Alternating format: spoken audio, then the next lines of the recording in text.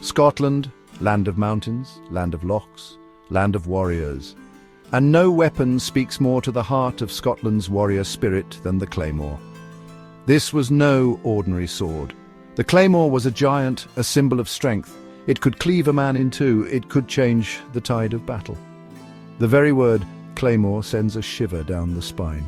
It evokes images of kilted Highlanders, faces grim, charging into the teeth of the enemy.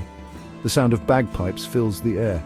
The clash of steel echoes across the Highlands. The Claymore is more than just a weapon. It's a legend, a story etched in steel, and this is its story. The Claymore didn't appear overnight. It evolved over time. Its story begins in the late Middle Ages. Scotland was a land divided. Clans clashed with each other. The English were a constant threat. The Scottish warrior needed a weapon that could handle these threats. They needed something that could cut through armor. They needed something with reach, something that could inspire terror in the hearts of their enemies. The Claymore was the answer. The earliest claymores were simpler than their later counterparts, but they were already larger and heavier than most swords of the time. They were made for two hands. This gave the warrior more leverage, more power. The Claymore was quickly adopted by Highland warriors.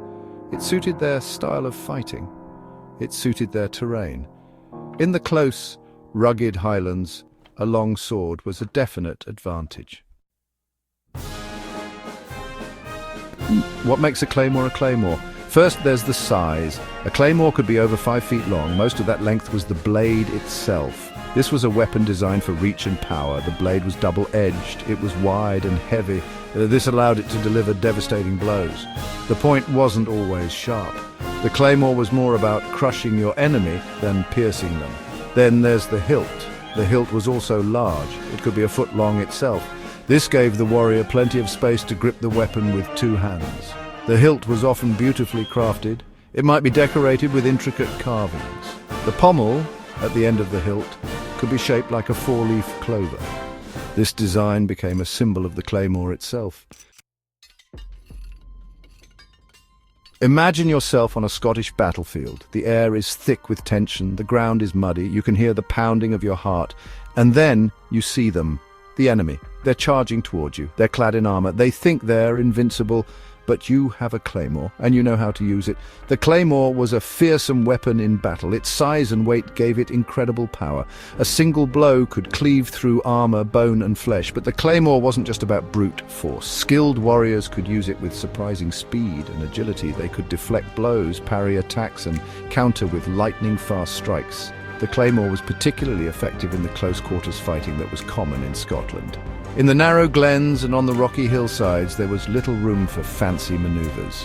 It was all about strength, courage, and the ability to wield your weapon with deadly efficiency. Section 5. Heroes and their Claymores. The Claymore was more than just a weapon. It was a symbol of status, a badge of honour, and it was forever linked with some of Scotland's greatest heroes. Robert the Bruce.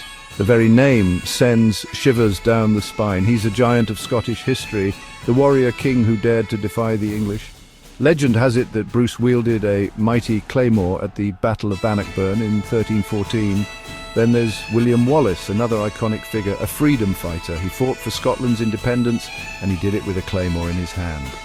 These warriors, and countless others like them, cemented the Claymore's place in Scottish legend. It became a symbol of defiance, of courage, of the unconquerable spirit of the Scottish people. Section 6. Beyond the battlefield. Clans and culture. The Claymore wasn't just a weapon of war, it was deeply woven into the fabric of Scottish society. It was a symbol of clan pride and power. Highland clans were fiercely independent. They had their own territories, their own laws, and their own ways of life.